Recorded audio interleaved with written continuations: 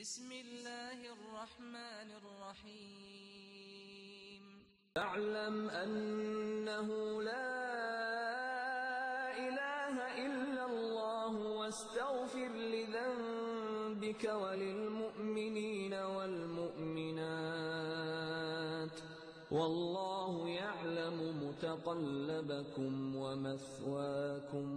بسم الله الرحمن الرحيم. الحمد لله رب العالمين والصلاة والسلام على أشرف المرسلين ونشهد أن لا إله إلا الله ونشهد أن محمدا عبده ورسوله صلى الله عليه وسلم. أيها الإخوة والأخوات, السلام عليكم ورحمة الله وبركاته. Bonjour à toutes et à tous et que la paix soit sur vous. Donc on entame une nouvelle série d'exposés autour du thème la nécessité de la norme. Quelle place pour la révélation dans le monde dit moderne? Alors, un premier point qu'on peut donner en guise d'introduction, c'est que, à partir du moment où les hommes vivent en société, il est nécessaire pour eux de se conformer à des lois, à des normes, à un ordre, et parfois même à une hiérarchie. La hiérarchie est importante. Et donc, on peut se poser la question de savoir pour qui il est légitime d'imposer une norme, de fixer ces normes. Également, la question qui se pose à nous, est-ce que l'homme peut se suffire à lui-même pour cela? On a dans le processus du monde moderne, on est passé d'une période où la religion imposait, d'un point de vue théologique, ses vues. On s'est débarrassé de ce carcan religieux dans un processus qui a conduit l'être humain à respecter, à mettre en avant ce que l'on appelle les droits humains.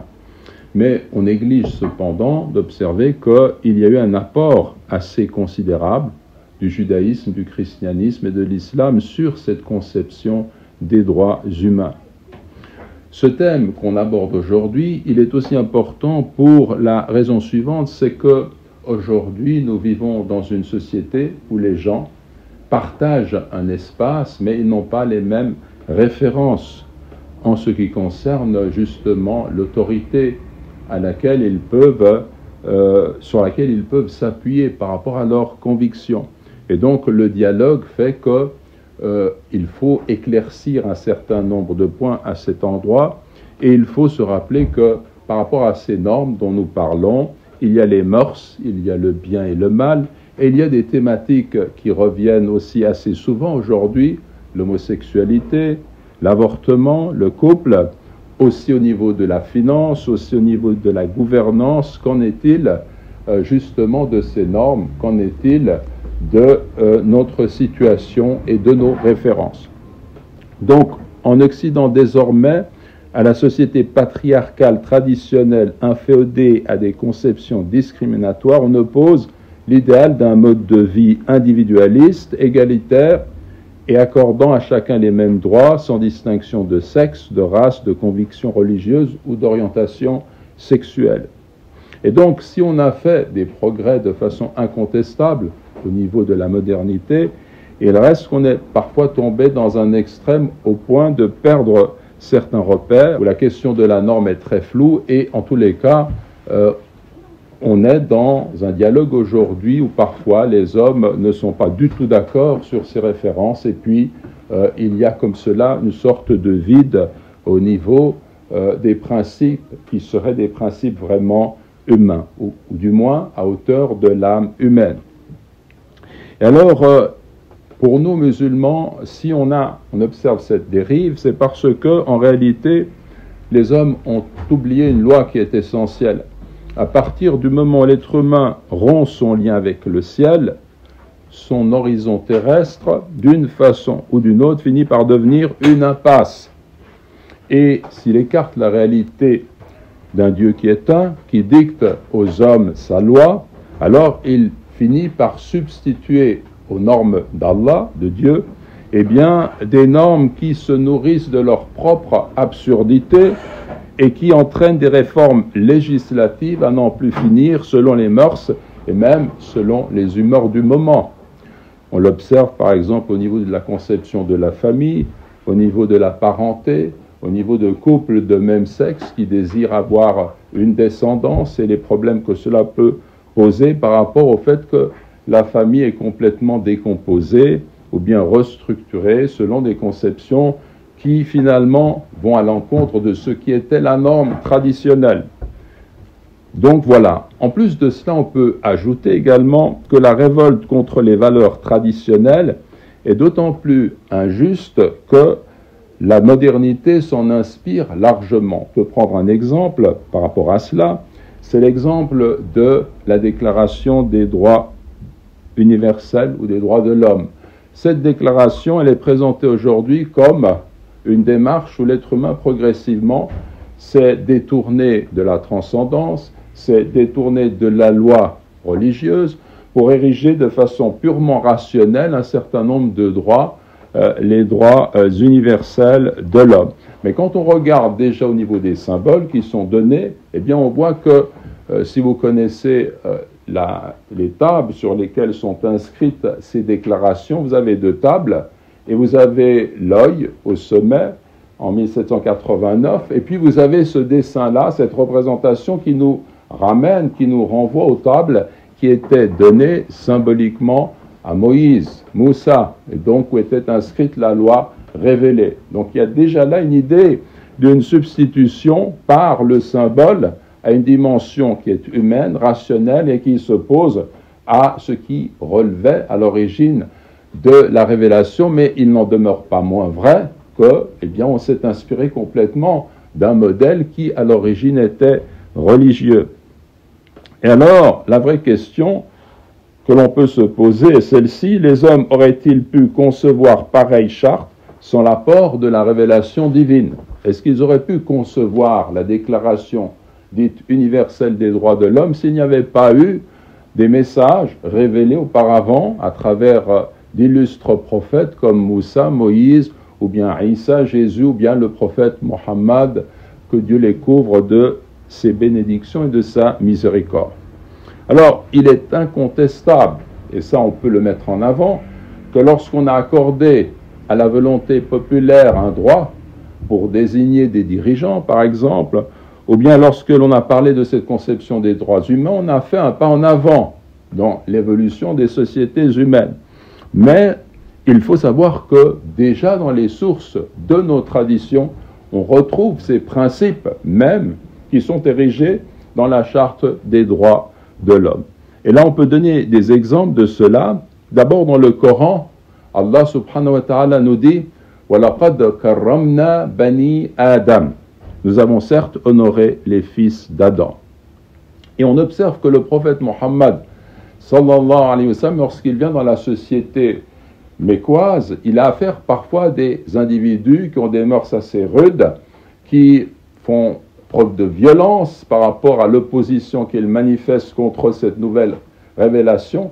Et parmi eux, il en est un, Omar ibn al-Khattab, radiallahu anhu, qui s'est opposé violemment au prophète, sallallahu alayhi wa sallam, mais qui progressivement est venu à l'islam, puis qui a été éduqué par le messager de Dieu.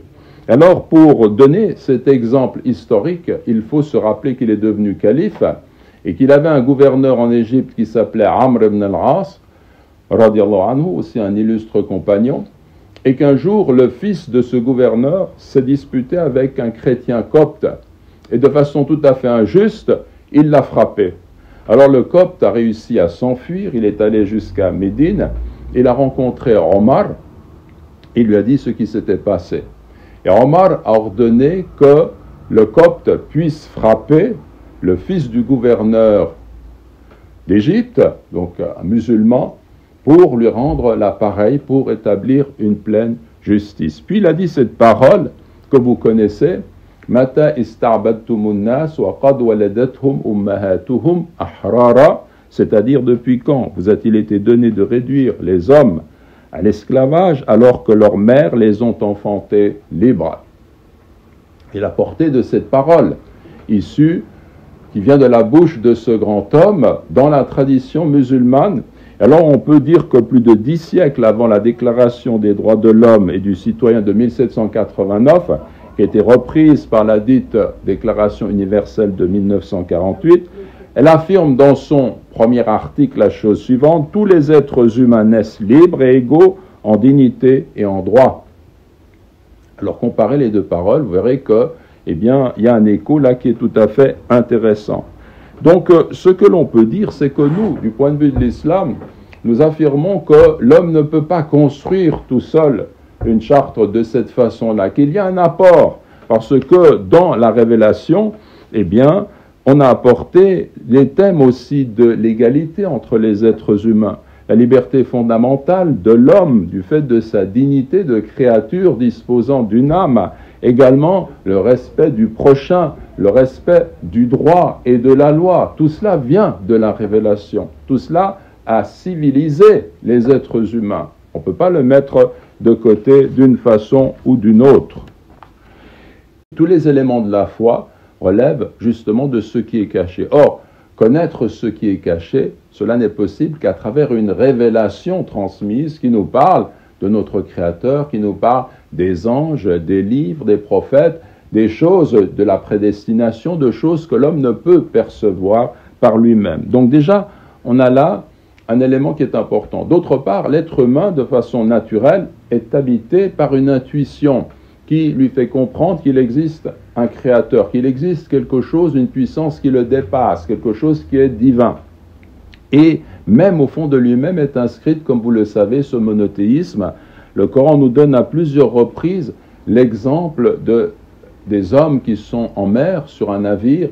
Alors le navire va bon train, il y a du vent, un bon vent, et puis voilà que la tempête se lève, ils sont assaillis par les vagues qui viennent de tous côtés, et lorsqu'ils sont dans cette situation, ils se tournent vers leur Créateur et disent « Si tu nous sauves, eh bien, nous serons du nombre des reconnaissants. » Puis lorsque Dieu les a sauvés, eh bien, ils font preuve de rébellion, d'ingratitude, et ils transgressent à nouveau. Ou bien ils tombent de nouveau dans le polythéisme, parce que quand ils sont dans cette situation, ils se tournent vers Dieu exclusivement, de façon naturelle. « Oh Dieu, oh mon Dieu !» Vous savez très bien qu'aujourd'hui encore, devant des catastrophes, les gens disent tout de suite, immédiatement, mon Dieu, my God.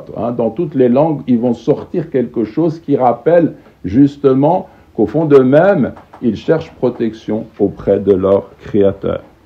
Alors, cette connaissance naturelle d'Allah, subhanahu wa ta'ala, a besoin, elle aussi, d'être éclairée par la révélation. Et Dieu affirme dans la révélation son unicité, ses noms et ses attributs.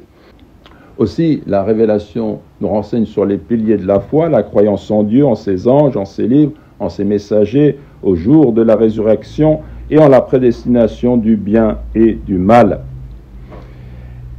Elle nous dit d'adorer Allah selon des prescriptions que l'on va retrouver à la fois dans la Torah, dans les évangiles ou dans l'évangile à l'origine, et puis bien entendu dans le Coran.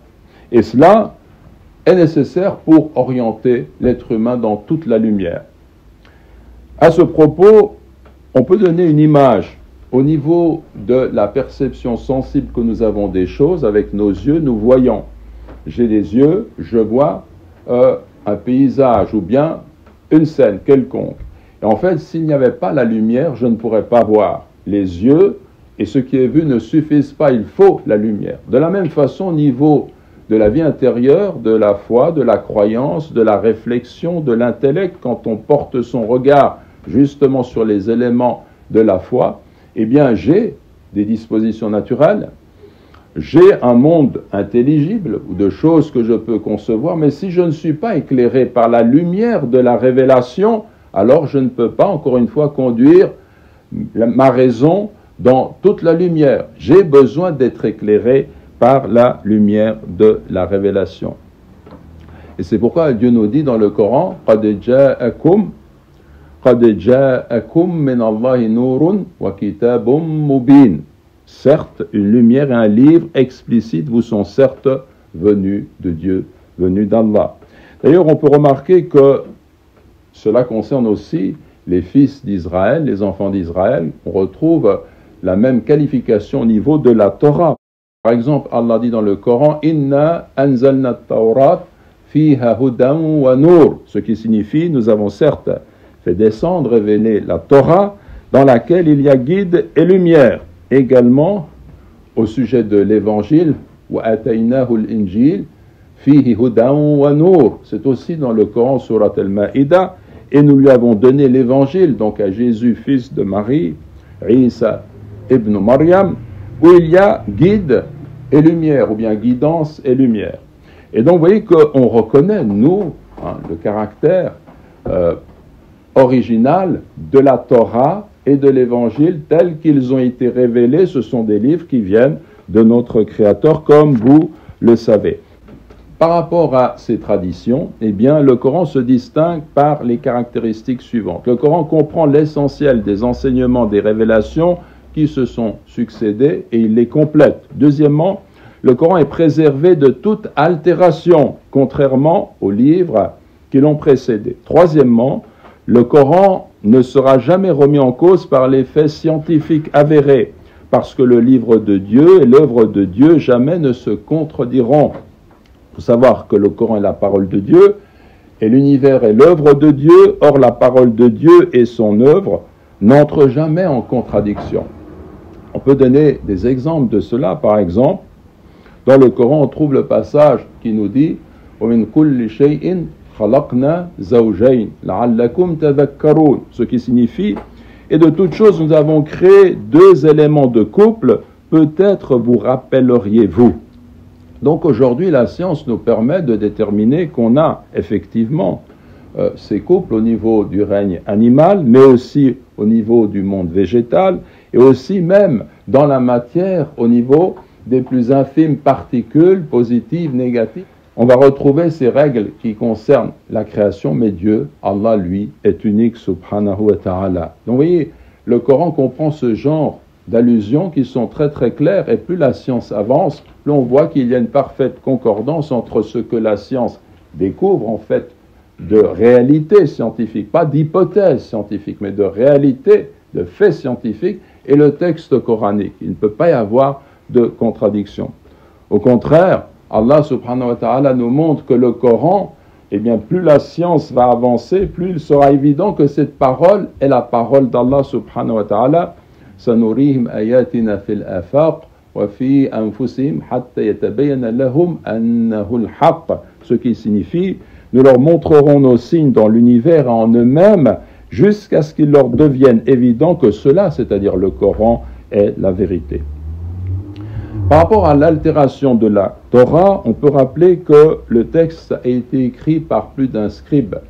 La Bible, ta Biblia, ce sont les livres en fait, et sa composition s'étale sur 10 siècles. On peut rappeler également avec le grand professeur Mohammad Farid Wajdi que, je cite, « Parmi les preuves matérielles de cette altération, il y a le fait que la Torah, que l'on se passe de main en main entre les chrétiens, est différente de celle que l'on se passe de main en main entre les juifs. » En fait, quand on parle de la Torah que l'on se passe de main en main entre les chrétiens, cela nous ramène à une partie de la Bible, de l'Ancien Testament. Et en fait, c'est vrai, il y a une différence entre ces deux références par rapport aux chrétiens et par rapport aux juifs.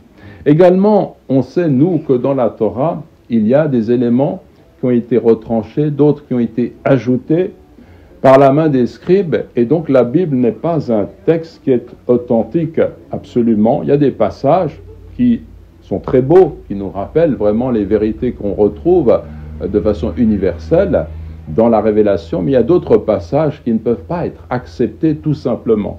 Et je vais vous donner un exemple de cela par rapport à la Torah, par rapport à l'Ancien Testament. Voilà un passage en Genèse 6, 5, 6 qui dit ceci. « L'Éternel vit que la méchanceté des hommes était grande sur la terre et que toutes les pensées de leur cœur se portaient chaque jour uniquement vers le mal. L'Éternel se repentit d'avoir fait l'homme sur la terre et il fut affligé en son cœur. » Alors, est-ce qu'on peut raisonnablement attribuer ces paroles à Dieu? Allah, Dieu, lui, est omniscient, il connaît le passé, le présent, l'avenir. Et donc, peut-il s'exprimer ainsi? Peut-il subir tristesse, désolation pour une chose qu'il regretterait d'avoir faite? Ça, c'est des attributs humains. C'est l'homme qui est ainsi. Mais on ne peut pas imaginer Dieu comme un artiste peintre qui se désolerait d'avoir raté une partie de son tableau. Cela n'a pas de sens pour nous. Au contraire, Allah sait tout. Il sait le passé, le présent et l'avenir. Et quand on pense alors On se reporte au Coran par rapport au début de la création d'Adam. On a un passage qui nous dit ceci. وَإِذْ قَالَ رَبُّكَ لِلْمَلَائِكَةِ إِنِّي جَاعِلٌ فِي الْأَرْضِ خَلِيفَةً قَالُوا أَتَجْعَلُ فِيهَا مَنْ يُفْسِدُ فِيهَا وَيَسْفِكُ الدِّمَاءَ وَنَحْنُ نُسَبِّحُ بِحَمْدِكَ وَنُقَدِّسُ لَكَ قَالَ إِنِّي أَعْلَمُ مَا لَا تَعْلَمُونَ. Très beau passage qui vous dit ceci. Et lorsque ton Seigneur dit aux anges, je vais désigner sur la terre un gérant, ils dirent, vas-tu y désigner qui sèmera la corruption et répandra le sang, alors que nous te glorifions en célébrant ta louange et nous exaltons ta sainteté. Il dit, c'est-à-dire Allah dit, en vérité, je sais ce que vous ne savez pas.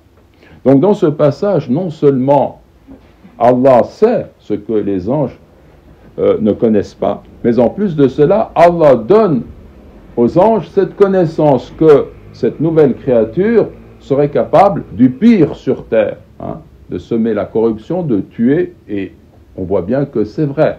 Mais Dieu sait, lui, ce que les anges ne connaissent pas, c'est-à-dire que l'homme est aussi capable du meilleur, que l'homme va être celui qui va disposer du savoir par les noms, comme vous le savez. Et donc cela signifie que notre Créateur sait toute chose, qu'il ne se désole pas d'avoir créé quelque chose, et il suffit de comparer ce passage. L'Éternel se repentit d'avoir fait l'homme sur la terre et il fut affligé en son cœur. À celui-là, en vérité, je sais ce que vous ne savez pas.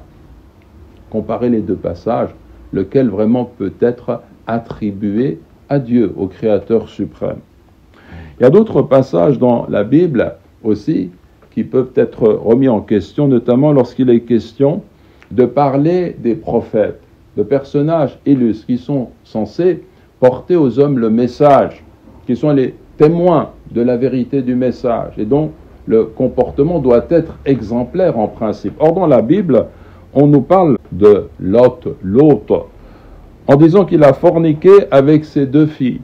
On nous parle de Aaron, Haroun, le grand prophète Haroun, et on dit qu'il a invité les Israélites à adorer le veau d'or. Il est tombé dans l'idolâtrie. On nous parle de Sulayman, Salomon, qui pour nous est un prophète. Dans la tradition musulmane, Sulayman, alayhi salam, est un prophète. Et on dit qu'il s'est mis à adorer les idoles de pierre pour obtenir l'agrément d'une femme. C'est dans la Bible. Et donc tout ça vous montre que, effectivement, il y a un problème lorsqu'on réfléchit, qu'on regarde, qu'on analyse de façon critique le texte biblique.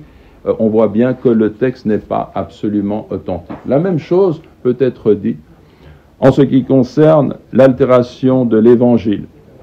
On peut dire de l'Évangile ce que l'on a dit de la Torah. D'abord, nous, musulmans, nous reconnaissons que la Torah a été donnée à Moïse, que l'Évangile a été donné à Jésus, que ce sont des textes d'origine divine, la parole de Dieu.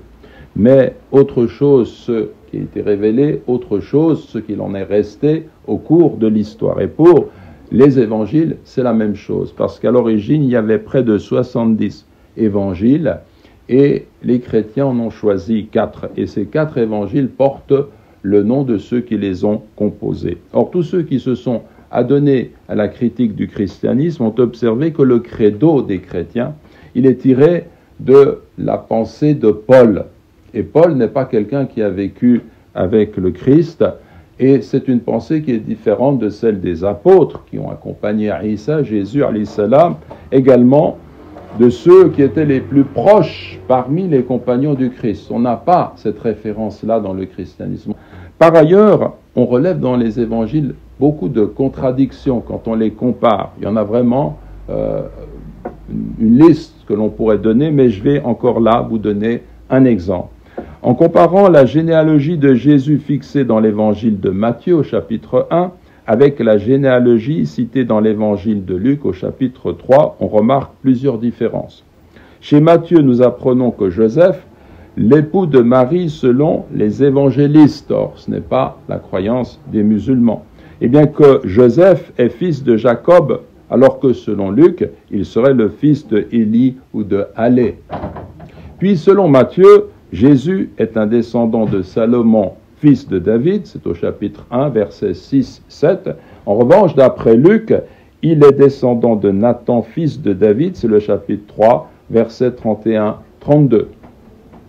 Donc on voit bien qu'il y a des erreurs, parce que quand deux notions sont vraiment contradictoires, ou bien l'une est nécessairement fausse, ou bien elles sont toutes les deux fausses, elles ne peuvent pas être vraies en même temps, c'est tout à fait clair. Donc quand on réfléchit, on voit qu'il y a des difficultés.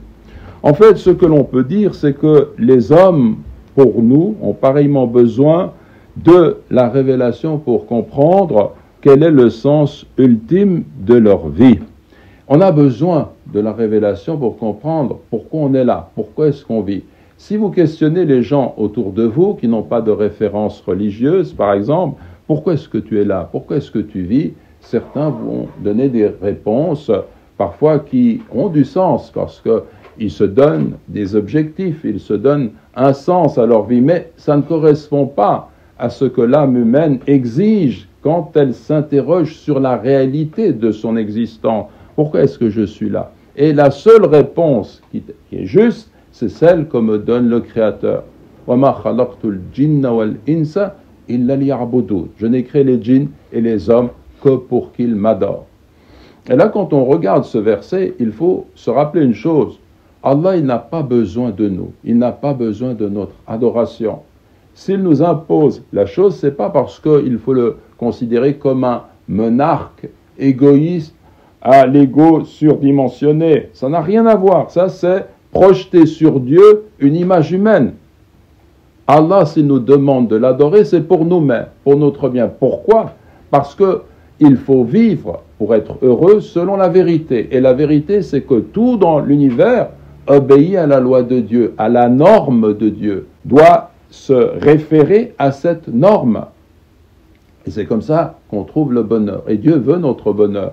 Donc il nous dit, il faut aller dans le sens de mon adoration. Je vous ai créé pour cela. Bien entendu, il y a tout l'aspect de l'amour que l'on a pour notre Créateur et qui donne son plein sens à nos vies. C'est de vivre dans un rapport de miséricorde avec Allah et de l'aimer de tout notre cœur. Et donc cela, eh bien, c'est finalement le sens de la vie. Où est-ce qu'on trouve cette réponse? Dans la révélation, pour orienter nos cœurs. J'aimerais également rappeler simplement que, comme on l'a dit, l'être humain a une conscience intérieure qu'il a un créateur. On a donné des exemples tout à l'heure. Et quand je sais que ainsi j'ai un créateur, ou je suppose, ou j'ai l'idée qu'il y a une dimension divine, quelque chose qui me dépasse, est-ce que je peux, de façon raisonnable, en rester là et me dire oui, c'est comme ça, puis je passe à autre chose? Ce n'est pas raisonnable. Je devrais me poser la question de savoir, mais qu'est-ce qu'il attend de moi? Et là, je ne peux que questionner la révélation. Quelles sont les limites qu'il m'impose? Tu dois faire, tu ne dois pas faire. Et là, je dois nécessairement interroger la révélation. C'est tout à fait clair. Mais de façon intime, en dehors de la révélation, l'homme est orienté vers son Créateur. Et moi, j'aimerais terminer cet exposé en vous lisant un passage qui, en fait, nous montre comment l'être humain, de façon naturelle, conçoit, en fait, qu'il y a un Créateur, qu'il y a un Dieu qui a ordonné, qui a créé tout cela. Je vais vous lire ce passage où il est dit ceci. On demanda à un bédouin, qu'est-ce qui prouve l'existence du Seigneur? Exalté soit-il. Il répondit, gloire à Dieu.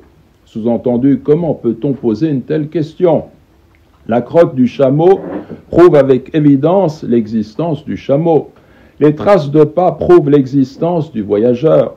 Un ciel donc pourvu de constellations et une terre pourvue de chemins et une mer pourvue de vagues, cela ne démontre-t-il pas l'existence du subtil bienveillant, du parfaitement connaisseur? Al-Razi rapporte que Rachid avait posé la même question à l'imam Malik. Donc maintenant on interroge un grand imam que vous connaissez, Malik. Il donna pour preuve la variété des langues, des voix et des mélodies. Et maintenant on va interroger l'imam Abu Hanifa. L'imam Abu Hanifa a rapporté que certains athées l'avaient interrogé sur l'existence du Créateur, exalté soit-il. Il leur dit, laissez-moi, car je suis préoccupé par une affaire dont on m'a parlé. On m'a dit qu'il y a un navire en mer chargé de diverses marchandises et sur le pont duquel il n'y a personne, ni pour y assurer une bonne garde, ni même pour le conduire. Malgré cela, ce navire va et vient et se déplace de lui-même, fendant les énormes vagues jusqu'à en venir à bout. Il vogue où il veut, de lui-même, sans être conduit par qui que ce soit. Ils lui dirent, cela, aucun être doué de raison ne peut le raconter. L'imam leur dit alors, malheur à vous, tous ces éléments qui existent dans les sphères supérieures comme dans les sphères inférieures de l'univers et les choses qu'ils comprennent parfaitement composées, tout cela n'a pas de créateur. Ils ne purent articuler une réplique et revinrent à la vérité en se convertissant à l'islam. On va interroger maintenant l'imam Shafi'i. L'imam Shafi'i a rapporté également qu'il avait été interrogé sur l'existence du Créateur. Il répondit, « Voici la feuille de la mûre, elle a un même goût. Le ver en consomme et il en ressort de la soie. L'abeille en consomme et il en ressort le miel. Le vin, le bovin et le camélidé en consomment et il en ressort le crottin et les excréments. La gazelle en consomme et il en ressort le musc, alors qu'il s'agit d'une même chose. » Et puis l'imam Ahmad ibn Hanbal. L'imam Ahmad ibn Hanbal fut pareillement interrogé. Il déclara, « Voici une citadelle bien protégée, lisse, sans porte ni issue. Ce qui en apparaît est comparable à l'argent blanc. Ce qui en est caché est comparable à l'or pur. Alors que cette citadelle est ainsi, voici que son mur se met à se fendre, et qu'en sort un animal qui entend et qui voit, dont l'aspect est beau et dont la voix est agréable. » Il entendait par là l'œuf dont sort l'oiseau. Donc, vous voyez, ces textes, ils nous montrent que finalement l'être humain, en raisonnant quelque peu, peut être convaincu que Dieu existe, peut être orienté vers l'idée qu'il y a un créateur, que tout ça ne peut pas être l'effet du hasard. Mais ensuite, une fois qu'on a cette conviction, et ensuite, qu'est-ce que l'on fait avec cette conviction? C'est là qu'on se rend compte que nous avons besoin de la révélation pour nous orienter dans notamment la connaissance de notre Créateur, dans les éléments de la foi, comme on l'a dit et souligné. La connaissance de notre Créateur, elle se fait par la connaissance des noms divins, des attributs divins, de ce que Dieu nous dit de lui-même, et d'ailleurs, à travers tout ce qu'il a créé, notre méditation nous permet de percevoir quelque chose de l'omniscience divine, de la toute-puissance divine. On connaît Dieu aussi de cette façon-là. Or, on nous dit dans la tradition qu'il y a 99 noms divins. Mais en réalité, les ulama nous disent qu'il y a plus de 200 noms quand on va chercher dans les sources. Et on a vraiment une liste impressionnante. Ces noms divins, ils nous renseignent sur énormément de choses. Mais on peut faire l'exercice avec quelqu'un qui ne connaît pas ces noms, quelqu'un qui n'a pas idée de cette tradition, et lui dire, mais tu es convaincu que Dieu existe? Oui, je crois qu'il y a une puissance, un Dieu. Comment tu peux le nommer? Bon, c'est une première cause. S'il a fait un peu de philosophie, c'est une substance, c'est l'être suprême. Il dira des termes selon l'état de ses connaissances. Puis, il va aligner un certain nombre de termes, le Seigneur, etc. Mais il n'ira pas très très loin. D'où nous vient cette connaissance de ces noms? Et chacun des noms, c'est une science, parce qu'à travers un nom, eh bien, je vais, moi, comprendre qui est mon Créateur, je vais réglementer mon comportement par rapport à ce nom. S'il est, par exemple, El Rafour, le tout-pardonnant, tout cela va avoir une incidence considérable dans mon parcours, moi qui commets tellement de péchés, qui a besoin de me redresser, d'aller vers le Créateur, de le connaître, de connaître sa miséricorde, et ainsi de suite. Et les noms c'est vraiment un savoir, une science qui est prodigieuse. Donc là aussi, on voit que la révélation, elle est nécessaire pour nous permettre de développer ces connaissances. Donc en conclusion, on peut dire les choses suivantes. C'est dans la révélation que l'on trouve les fondements des valeurs qui sont à l'origine des droits de l'homme. C'est par la révélation que la foi et la spiritualité trouvent leur accomplissement. Il y a deux lumières, la lumière naturelle et la lumière révélée. Et puis l'homme a une aspiration naturelle à se tourner vers le divin, vers un Dieu qui est unique. La révélation répond seule à cette aspiration du moment qu'elle est intégralement préservée de toute altération. Donc voilà les conclusion auxquelles on est arrivé ce soir. Cet exposé, c'est en fait une forme d'introduction aussi à cette thématique. Comme je l'ai dit tout à l'heure, cette thématique va nous permettre d'aborder tout ce qui relève des mœurs, de la morale, le bien, le mal, des questions comme l'avortement, l'homosexualité, le couple, mais aussi des questions relatives à la finance, à la gestion des biens matériels, aussi à la gouvernance, à la démocratie. Tout cela entre aussi dans l'idée des normes qui sont celles de l'islam. Et nous, en tant que musulmans, notre devoir, c'est de porter un témoignage sur ce que dit cette révélation, parce que nous avons la conviction qu'elle dépasse tout ce que l'être humain peut concevoir avec la seule raison. On peut concevoir beaucoup de choses positives avec la raison. D'ailleurs, on le voit dans les sociétés occidentales modernes, il y a des choses positives dans leurs lois, dans ce qu'ils ont pu trouver, découvrir. On ne peut pas tout rejeter, mais en même temps, on voit les déficiences. Il manque quelque chose. Il manque justement un apport qui vient du ciel et qui permet, encore une fois, d'orienter l'homme dans toute la sagesse dont il est capable du fait que c'est un être qui a une spiritualité, une profondeur, un lien avec Dieu. Ce n'est pas qu'une enveloppe charnelle qui résonne simplement de façon démonstrative, qui se réfère à des mathématiques, à tout ce qui est purement rationnel. Non, il y a autre chose dans la dimension humaine. Et c'est notre message à nous, c'est-à-dire c'est ce que nous devons faire, c'est le transmettre à autrui, le comprendre et le transmettre. Wa jazakumullahu khayran. Donc maintenant, s'il y a des remarques, elles sont les bienvenues. Oui, Faddal, au fond. Je trouve que votre exposé, il a beaucoup d'écho de nos sociétés issues de religions monothéistes. Mais qu'en est-il dans une société type indienne ou chinoise qui est basée sur une tradition polythéiste? Par rapport aux polythéistes ou bien aux gens qui n'ont pas cette tradition abrahamique, c'est vrai que le fait de transmettre le message, eh bien, exige de nous de l'aborder d'une façon qui tient compte de leur aptitude et puis de leur façon de voir l'univers, mais il n'en reste pas moins vrai qu'il faut savoir que l'islam se répand partout. En Chine, il se répand beaucoup. En Russie aussi, partout dans le monde, l'islam est un phénomène qui fait que des gens se convertissent. Parce qu'il y a cette fitra. Même dans les sociétés polythéistes, il y a une recherche du divin, mais qui s'est perdue dans des représentations humaines, naïves de la divinité. Et même dans les sociétés athées, comme dans la société chinoise, où on suit encore aujourd'hui des leaders qui sont des gens implacables, des tyrans, et qui ont une idéologie du parti qui est épouvantable, eh bien, il n'en reste pas moins vrai que ces gens-là ont substitué à la croyance en Dieu le fait de diviniser un système et un homme que l'on porte très très haut. Il y a des gens qui rendent encore aujourd'hui un culte à Lénine, ou bien à d'autres leaders, et même aujourd'hui, de nos jours, dans certaines sociétés asiatiques, on voit des peuples qui sont fascinés par le leader, qui adore le dirigeant, et tout ça révèle que précisément il y a un phénomène de substitution. Donc par rapport à cela, le discours qui doit être le nôtre, c'est celui de notre prophète Mohammed sallallahu alayhi wa sallam. Il s'est exprimé dans quel cadre? Dans le cadre d'une société idolâtre. Ça a été très dur. Il a dit la vérité, et il a subi des persécutions. Il a été chassé.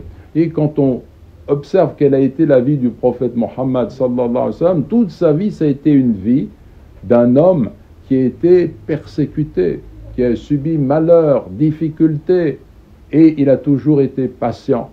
Et finalement, Allah lui a donné la victoire parce qu'il a voulu propager ainsi ce message de vérité. Donc nous, quelle que soit notre situation, qu'on soit ici, ou bien dans d'autres régions, on vient avec un message qui est clair. Dites la ilaha illallah. Commencez par dire il n'y a de Dieu que Dieu. Un seul Dieu qui est le créateur de toutes choses. Et ensuite, eh bien, il faut poser des arguments rationnels. Il faut parler très très clairement. C'est ce qu'on essaye de faire. Mais il faut toujours avoir conscience que quel que soit notre discours, quelles que soient nos méthodes, quelle que soit notre éloquence, si on est éloquent, il n'y a rien qui fait entrer la foi dans le cœur d'un homme si ce n'est la volonté de Dieu. C'est Dieu qui décide si la personne peut s'ouvrir à l'islam. Wallahu a'la wa a'lam. Est-ce qu'il y a d'autres remarques? J'avais vu une autre main. Oui, Fadal. Je marquais ici en Suisse et en Europe, il y a beaucoup de gens qui disent athéisme à cause d'un s'il dit croyance automatique, l'église il prend une pièce d'argent de son salaire. Pour ça, il dit aussi beaucoup athéisme qui ne touche même pas à son argent. En fait. Oui. Ça en Europe. Oui, ça veut dire que très très souvent, des gens se sont révoltés contre les gens de religion, et pas seulement les chrétiens, ça peut être des gens de religion juive, ou bien de religion musulmane même. On a parfois des gens qui prétendent représenter nos religions, et qui se servent de la religion pour exploiter les autres. Et cela va entraîner chez certains un sentiment de répulsion qui fait qu'ils vont rejeter la religion. Ils vont se sortir de tout ça, notamment lorsqu'il s'agit de payer ou bien d'apporter des contributions, etc. Ça existe. Et donc, c'est pour ça que les gens qui ont la responsabilité de transmettre les savoirs se doivent d'être intègres, se doivent justement de donner un exemple par rapport aux autres, d'être désintéressés. Le da'iya, celui qui appelle les autres à l'islam, si on voit qu'il se sert de sa religion pour gagner de l'argent et qu'il a d'autres intérêts derrière tout cela, ou bien qu'il est lié à ce monde pour des raisons de prestige ou pour d'autres raisons, eh bien ça ne peut pas aller comme cela. Le vrai da'iya, la vraie personne qui a pour mission d'appeler les gens à Allah, il doit être complètement désintéressé à cet endroit. Il doit travailler pour amener les gens à aimer Allah. Notre message à nous, c'est quoi? C'est d'amener les gens à aimer Allah, de faire en sorte que les gens aussi aiment Allah et que Dieu les aime. Et donc cela signifie que ce message-là, c'est de nous rappeler, de faire en sorte que les gens se rappellent, mais il s'agit de vous réveiller. Qui est-ce qui vous a donné la vie? Qui est-ce qui vous a donné la parole, la vue? Qui est-ce qui vous a donné tout ce que vous possédez, et même vous-même qui possédez ces choses? C'est Allah, tout vient d'Allah subhanahu wa ta'ala. Donc est-ce que vous n'avez pas conscience, une bonne fois pour toutes, que ce n'est pas le hasard, que vous êtes interrogé par l'existence elle-même et qui vous appelle et qui vous dit « Réveille-toi ». Est-ce que ce n'est pas le moment de se réveiller, de se tourner vers le Créateur et de dire « Bon, maintenant j'ai compris, eh bien, je vais chercher à comprendre ce que tu attends de moi, ce que tu veux de moi. » Et Allah, eh bien, c'est un souverain qui demande, qui ordonne et qui commande, et à qui il faut obéir. Là, on n'est plus dans le flou, dans une sorte de pseudo-liberté qui est en fait une forme d'égarement et qui convient à ceux qui veulent profiter de la vie dans le mauvais sens. Parce que dès qu'on se tourne vers Allah, il y a des restrictions, il y a des obligations, il y a ses normes, ses limites. Et c'est pour cela qu'on se retourne contre l'islam aujourd'hui. Parce que les gens, ils voient dans l'islam, ils entourent l'islam de l'islamophobie de toutes sortes de fantasmes, mais au fond, ils ont peur. Pourquoi? Parce que cette vérité leur impose des restrictions, et ces restrictions, eh bien, elles répugnent à leurs âmes qui désirent toujours aller dans le sens de la transgression. Vous voyez? Il y a cette nature-là au fond d'eux qui fait qu'adhérer à cela serait obéir.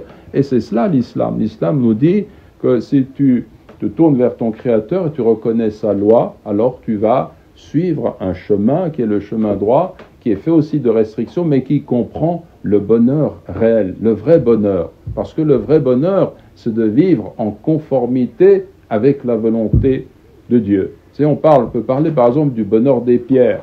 Prenez une pierre et vous la posez comme ça, et vous voyez qu'elle n'est pas perturbée, qu'elle est bien posée. Pourquoi? Parce que sa nature, c'est qu'elle a une pesanteur, elle est posée, et puis la pierre, elle adore son Créateur. Toute chose adore Allah. Elle est à sa place. Or, l'être humain ne peut connaître le bonheur que s'il prend sa place, que s'il est à sa place. Quelle est sa place? Celle assignée par le Créateur. Il nous a créés pour l'adoration. Il nous a créés pour l'obéissance. Et dès qu'on suit, comme la pierre obéit à la pesanteur, elle est obligée, parce qu'elle n'a pas d'âme. Mais nous, on n'est pas obligé, parce qu'on est libre. Mais dans la mesure où je comprends la chose, je me conforme à la volonté de Dieu, alors je me pose et je trouve une quiétude qui est complète, ce bonheur qui est complet, parce que je suis posé là où je dois être posé selon la loi de Dieu. C'est aussi ça la norme, voyez ? C'est aussi ça, de respecter la norme. Dès qu'on respecte cela, on ressent au fond de soi un équilibre, un bonheur, et on est perturbé seulement lorsque le shaitan, le diable, ou l'ego nous pousse à sortir de ce cadre-là. Vous remarquez que tout de suite, il y a quelque chose qui ne va pas, qu'on devient triste, qu'on a quelque chose, on n'est pas bien. Mais quand on revient par le repentir, on retrouve cette quiétude. Donc voilà, aussi un élément que l'on peut mettre en avant. Est-ce qu'il y a d'autres observations? Oui? Oui. Moi, j'ai fait un certain nombre de recherches sur les critiques qui sont adressées à l'islam par les républicains furieux de la France. Et ce qui m'a frappé, c'est qu'ils fustigent la norme, mais c'est souvent des gens qui acceptent de se soumettre à des normes qui sont différemment contraignantes, mais qui ne respectent pas la dignité humaine. Et je dirais ce qui distingue la norme religieuse de la norme non religieuse, c'est ce souci de la dignité humaine.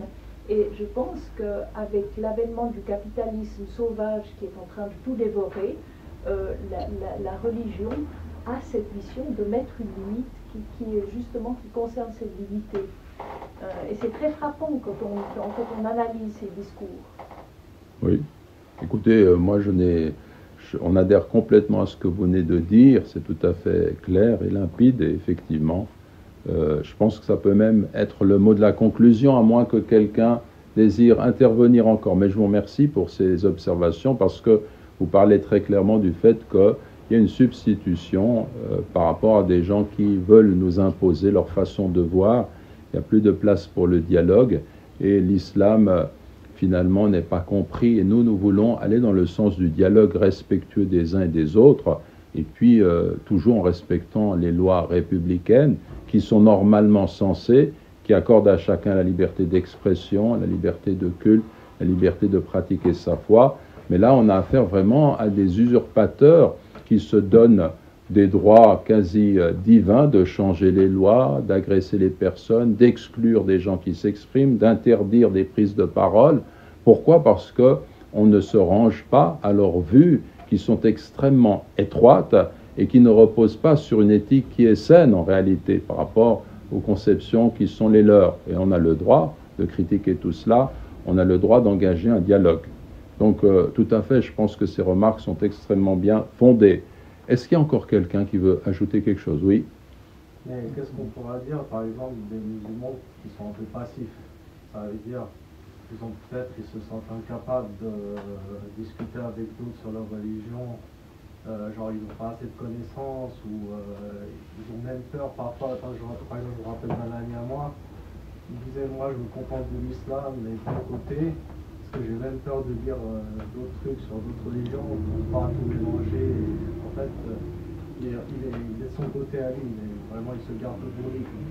Il évite de discuter de ces sujets avec d'autres personnes de différentes religions. Est-ce que c'est un manquement pour un musulman de ne pas vraiment dialoguer et de rester sur soi quoi?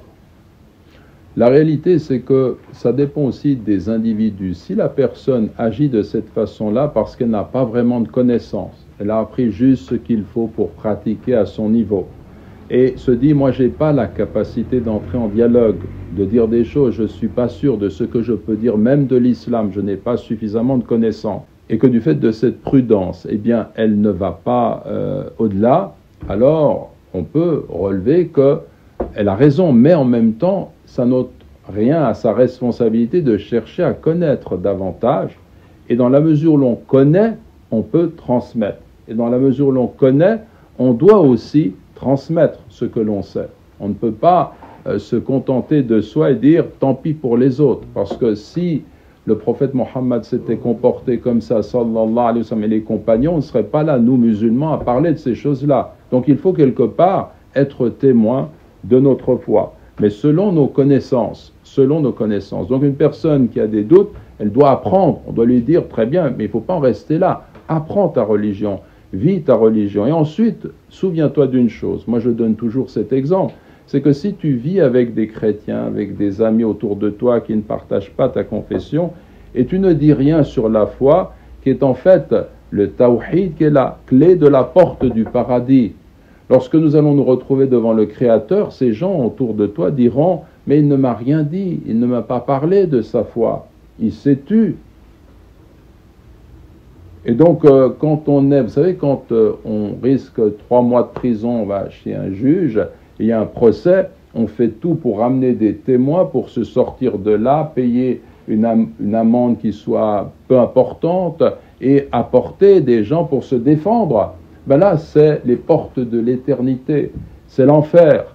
Et la personne qui aura renié son Créateur, qui aura rejeté les principes de la foi, elle cherchera à se disculper d'une façon ou d'une autre. Puis ce musulman qui était son voisin, qui croisait cet individu tous les jours, il n'a rien fait, il n'a rien dit, il s'est tu. Donc vous voyez, notre responsabilité, c'est aussi d'être les témoins de notre foi. Chacun d'entre nous doit se dire, j'ai au-dessus de ma tête un point d'interrogation, une responsabilité qui est de me dire qu'est-ce que je peux faire pour vivre l'islam et le transmettre, en transmettre le message d'une façon ou d'une autre. Et chacun ne peut le faire qu'en fonction de ses aptitudes. Il ne faut pas aller au-delà. S'il se met à parler de choses qu'il ne connaît pas, c'est une erreur, il vaut mieux se taire. Mais s'il a les connaissances nécessaires aussi, il sait puiser aussi dans les sources. Parfois, on a des moyens maintenant sur les réseaux sociaux, on peut transmettre à un ami quelque chose qui est authentique, qui est dit par un cheikh en qui on a confiance, qui a des connaissances, on transmet le message. Ou bien on offre un ouvrage, ou bien on parle de l'islam selon nos connaissances. Oui. En fait, il ne veut même pas faire l'effort. Ça veut dire, il discute, il me dit, moi, il est trop conforme, comme on dit. Je ne sais pas comment ça se dit comme ça. Et moi, je lui dis, mais il faut bouger un peu, en fait. C'est pas comme ça, quoi. Oui, mais alors, tu lui dis comment bouger?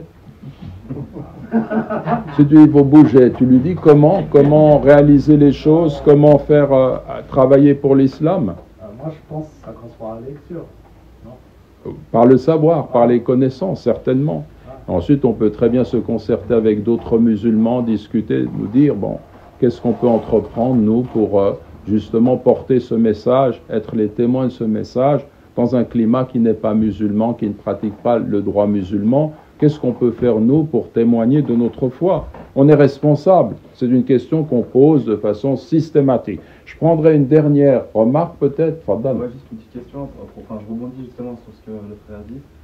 Même au-delà du savoir, même avant de savoir, c'est même le bon comportement qu'il faudrait apprendre. Parce que j'ai l'impression que c'est comme ça que les gens... Enfin, c'est la première forme de da'wah. Les gens, ils viennent vers nous. Ils ont envie de venir vers nous quand on montre notre bon comportement. Puis c'est à ce moment-là qu'on peut discuter avec eux. Et puis j'ai l'impression que c'est un peu comme ça que... Oui, c'est une remarque qui est vraiment très importante que nous dit ici notre frère Karim. Effectivement, ça c'est le plus important. C'est que, par exemple, en Indonésie, les gens se sont convertis à l'islam quand ils ont croisé des musulmans, des commerçants musulmans qui avaient un comportement exemplaire par rapport à leur honnêteté, aux relations humaines, au respect de la personne humaine. Et donc, cela, c'est en fait... ça a marqué les esprits et beaucoup de gens viennent à l'islam parce que précisément ils croisent des gens qui vivent selon la réalité de l'islam. Et la réalité de l'islam, c'est pas parce qu'on est musulman, quand je croise un kafir, eh bien je le regarde, c'est un kafir, il est voué à l'enfer, etc. Mais il y en a qui réfléchissent comme ça, hein, qui sont fermés, qui passent tout droit. Non, la réalité de l'islam, c'est de sourire à l'être humain. C'est de l'accueillir, c'est de lui transmettre le message, c'est de lui offrir quelque chose. Voyez ? Et quand il voit ce comportement, c'est vraiment la clé, beaucoup plus que des discours, comme le discours que l'on fait ici, ça c'est très intellectuel. Mais quand quelqu'un fait un geste pour aider un voisin, pour le soutenir, et montre une forme d'amour, d'humanité, et puis l'autre voit et observe, ah, tiens, c'est quelque chose qui est lié à l'islam, c'est un musulman. Il y a énormément de gens qui viennent à l'islam par ce biais. Ça aussi, c'est un point qu'il faut relever. Donc voilà, je vous remercie pour votre présence. Wa nirtam bid-du'a inshallah. Bismillah ar-Rahman ar-Rahim. Alhamdulillah Rabbil Alamin. Wa salatu wa salam ala ashraf al-mursalin. اللهم اغفر لنا ذنوبنا إنك أنت الغفور الرحيم وارحمنا إنك أنت الرحمن الرحيم وتب علينا إنك أنت التواب الرحيم. اللهم إنا نسألك حبك وحب من يحبك والعمل الذي يبلغنا حبك. اللهم إنا نسألك الهدى والتقى والعفاف والغنى وفعل الخيرات وترك المنكرات وحب المساكين يا رب العالمين. ربنا آتنا في الدنيا حسنة وفي الآخرة حسنة وقنا عذاب النار. وصل اللهم على النبي محمد. اللهم ارحم والدينا يا أرحم الراحمين، والدي والدينا يا رب العالمين، واهدنا واهد أولادنا وأولاد أولادنا يا رب العالمين. اللهم إنا نسألك النجاح لأولادنا في الدنيا والآخرة يا ذا الجلال والإكرام، يا ذا الجلال والإكرام، يا ذا الجلال والإكرام. وصل اللهم على النبي محمد وعلى آله وصحبه وسلم تسليما كثيرا. وجزاكم الله خيرا والسلام عليكم ورحمة الله وبركاته. بسم الله الرحمن الرحيم. اعلم أنه لا إله إلا الله واستغفر لذنبك وللمؤمنين والمؤمنات والله يعلم متقلبكم ومثواكم.